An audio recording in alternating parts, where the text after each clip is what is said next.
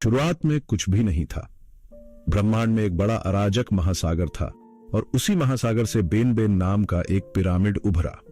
Ben के साथ एक कमल का फूल भी था और जब वह कमल खिल गया तो उसने दुनिया में प्रकाश और भगवान को लाया। भगवान राह ने देवताओं की पहली पीढ़ी को जन्म दिया, जिसमें हवा के देवता शू और बारिश की देवी टेफनट शामिल थे। ब्रह्मांड उस समय आदिम जल के विशाल द्रव्यमान से घिरा हुआ था। शू और टेफनट ने उस जल की विशालता को जानने के लिए उसमें डुबकी लगाई, लेकिन राह ने महसूस किया कि उनके बच्चों को वापस आने में काफी समय लग रहा है। उनके न लौटने के डर से राह ने अपना सबसे अच्छा दूत उन्हें ढूंढने के लिए भेजा। जब शू और टेफनट सुरक्षित वापस लौटे तो राह की खुशी इतनी अपार थी कि उनके आंसुओं से मानव जाति का जन्म हुआ। उनके बच्चों ने धरती के देवता गेब और आकाश की देवी नट को जन्म दिया, जिससे आकाश और धरती की रचना हुई। महान भगवान राह ने ब्रह्मांड की शक्ति पर शासन किया और पहले फिरौन का खिताब प्राप्त किया। उन्होंने मिस्र को बैल और शेर जैसे कई पवित्र जानवरों का उपहार दिया, लेकिन उनका सबसे बड़ा योगदान नील नदी के किनारे सभ्यता का निर्माण करना था। हालांकि राह को एक पूर्वाभास था कि उनके पोते देवताओं की एक नई पीढ़ी को जन्म देंगे, जो उनके शासन को समाप्त कर देंगे। इसीलिए उन्होंने नट और गेब को संतान पैदा करने से मना कर दिया, लेकिन नट और गेब ने इस आदेश को अनसुना कर दिया और 4 शक्तिशाली संतानों को जन्म दिया: आइसिस, नेफ्थिस, सेठ और ओसिरिस। ओसिरिस ने मिस्र पर शासन करना शुरू किया, लेकिन उसका सिंहासन सुरक्षित नहीं था। उसका भाई सेठ, जो सूखी भूमि और बुराई का प्रतीक था, सत्ता हासिल करने के लिए उतावला था। सेठ ने ओसिरिस को एक भव्य दावत के लिए आमंत्रित किया और एक सुंदर ताबूत भेंट किया, जो केवल उसी व्यक्ति के लिए बना था जो उसमें पूरी तरह फिट हो। जैसे ही ओसिरिस उसमें लेटा, सेठ ने उसे बंद कर दिया और नील नदी में फेंक दिया, जिससे ओसिरिस की मृत्यु हो गई। अपने पति को खोने के बाद देवी आइसिस ने उन्हें ढूंढने की कोशिश की। जब सेठ ने ओसिरिस के शरीर को 42 टुकड़ों में तोड़कर पूरे मिस्र में बिखेर दिया, तो आइसिस ने अनुबिस की मदद से इन टुकड़ों को इकट्ठा किया और अपनी शक्तियों से ओसिरिस को मम्मी बना दिया। लेकिन ओसिरिस अब केवल मृतकों की दुनिया पर शासन कर सकते थे। ओसिरिस और आइसिस का एक बेटा हुआ, जिसका नाम होरस था। होरस ने कसम खाई कि वह अपने चाचा सेठ को हराएगा और सिंहासन वापस लेगा। इसके बाद सेठ और होरस के बीच सत्ता के लिए एक लंबा संघर्ष शुरू हुआ। देवताओं ने इस विवाद का निर्णय लिया, जिसकी अध्यक्षता सूर्य देवता राह ने की। संघर्ष के दौरान होरस ने अपने चाचा सेठ के खिलाफ कई चुनौतियों का सामना किया, लेकिन अपने साहस और अपनी मां आइसिस की सहायता से वह विजयी हुआ। होरस ने मिस्र पर शासन किया और देवताओं की गाथा में एक नई रोशनी और समृद्धि लाई।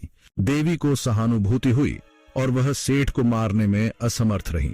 इस विश्वासघात ने होरस को क्रोधित कर दिया, जिसने गुस्से में अपनी मां पर हमला किया और उनका सिर काट दिया। इसके बाद भगवान ने थॉथ, ज्ञान के देवता, से मदद ली, जिन्होंने आइसिस के कटे हुए सिर की जगह गाय का सिर लगा दिया।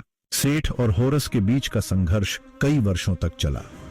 एक बार रेगिस्तान में लड़ाई के दौरान सेठ ने होरस की आंखें निकाल ली, लेकिन प्रेम की देवी ने होरस की दृष्टि को बहाल कर दिया। देवताओं के दरबार ने दोनों के बीच सुलह की कोशिश की। सेठ ने दयालुता का दिखावा करते हुए होरस को अपने महल में दावत के लिए आमंत्रित किया, लेकिन रात के दौरान उसने होरस को अपमानित करने और सिंहासन के लिए अयोग्य साबित करने की कोशिश की। होरस ने सतर्क रहते हुए अपनी रक्षा की और सेठ की योजना को नाकाम कर दिया।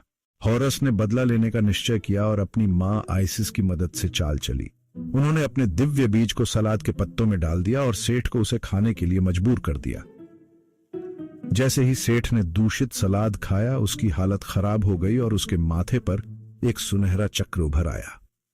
थॉथ ने इस चक्र को पकड़कर अपने सिर में समाहित कर लिया। सेठ को अपमानित किया गया और 80 साल की लंबी लड़ाई के बाद देवताओं के दरबार ने होरस को सिंहासन प्रदान किया, जो उसका अधिकार था। आइसिस ने अपने बेटे को अपने पिता ओसिरिस के सिंहासन पर बैठते देखा और गर्व महसूस किया। होरस के शासनकाल के साथ मिस्र में एक नया युग शुरू हुआ। वह फिरौन की उस वंशावली के प्रतीक बन गए, जिन्होंने मिस्र पर शासन किया। मिस्र की पौराणिक कथाओं में राह को सूर्य देवता के रूप में जाना जाता है।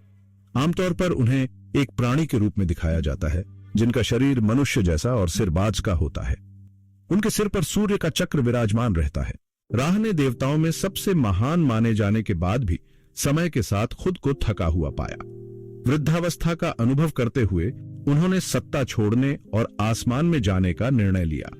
वह हर दिन अपनी नाव पर सवार होकर आसमान पार करते और पूरी दुनिया को रोशन करते।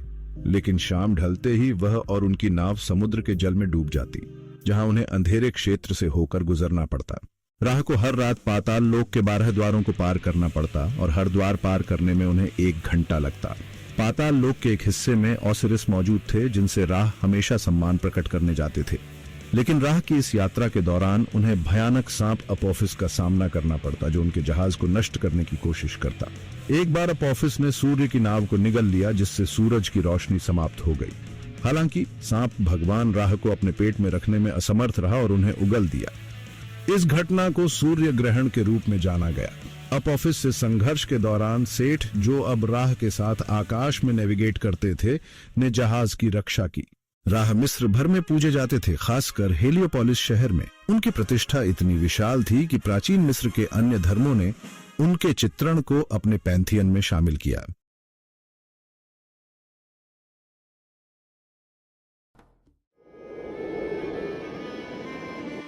अनुबिस, जिनका सिर सियार का है, मिस्र की पौराणिक कथाओं के सबसे प्राचीन देवताओं में से एक हैं। उन्हें मृतकों और मम्मीकरण का संरक्षक माना जाता है।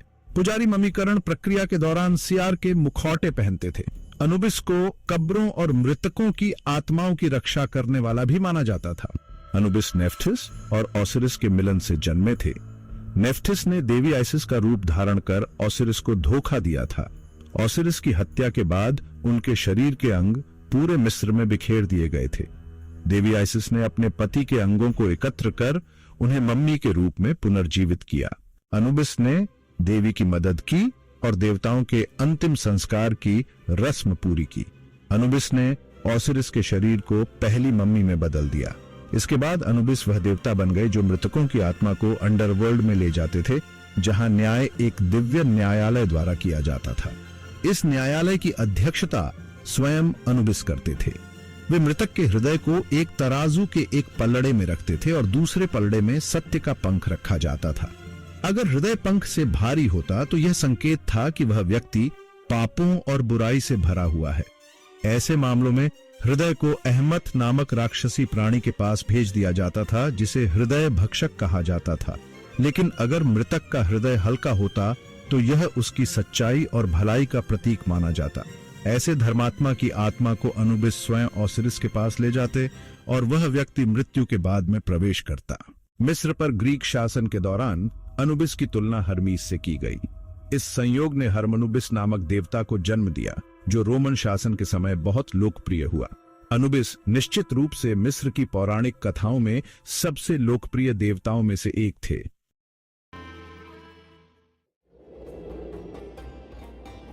देवी बस्तेत और बिल्लियों का महत्व। बस्तेत को मिस्र की पौराणिक कथाओं में बिल्ली की देवी माना जाता है। उन्हें एक महिला के शरीर और बिल्ली के सिर के रूप में दर्शाया गया है। मिस्रवासी बिल्लियों को बहुत सम्मान देते थे और उन्हें पवित्र जानवर माना जाता था। बिल्लियों की एक महत्वपूर्ण भूमिका थी, क्योंकि वे अनाज को चूहों से बचाती थीं और जहरीले सांपों से डरने की उनकी प्रवृत्ति ने उन्हें और भी पूजनीय बना दिया। देवी बस्तेत के कारण बिल्लियों को पूरे मिस्र में पवित्र माना जाता था। किसी भी बिल्ली को चोट पहुंचाना एक भयानक पाप था और ऐसा करने वाले व्यक्ति को मृत्यु दंड दिया जा सकता था। मिस्रवासी बिल्लियों को अपने परिवार के सदस्य के रूप में देखते थे। कुछ कथाओं के अनुसार जब किसी घर में आग लग जाती तो बिल्लियां अपने मालिकों को बचाने के लिए जलते घर में घुस जाती थीं। नौ जीवन की कहावत। मिस्रवासियों का मानना था कि देवी बस्तेत की शक्ति के कारण बिल्लियों के 9 जीवन होते हैं। ऐसा कहा जाता था कि आग की लपटों में मरी हुई बिल्लियां पुनः जीवित हो जाती थीं। इस विश्वास ने 9 जीवन वाली बिल्ली की कहावत को जन्म दिया। पवित्र होने के कारण बिल्लियों को भी ममीफाई किया जाता था। मिस्र में इन ममीफाई की गई बिल्लियों के लिए विशेष कब्रिस्तान बनाए गए थे। बस्तेत और सेखमेट का संबंध। कुछ मान्यताओं के अनुसार बस्तेत का संबंध शेर देवी सेखमेट से है। सेखमेट को हिंसक और रक्त पिपासु माना जाता था, लेकिन एक अन्य संस्करण के अनुसार उसे वश में कर लिया गया और वह एक सौम्य और शांत बिल्ली देवी बन गई। भले ही मिस्र में देवताओं की पूजा अब समाप्त हो चुकी है, लेकिन आज भी बिल्लियां मनुष्यों को ऊपर से नीचे तक उसी गौरव से देखती हैं। ऐसा लगता है जैसे वे उम्मीद कर रही हों कि उनके देवता बस्तेत को फिर से वही सम्मान और मान्यता मिलेगी।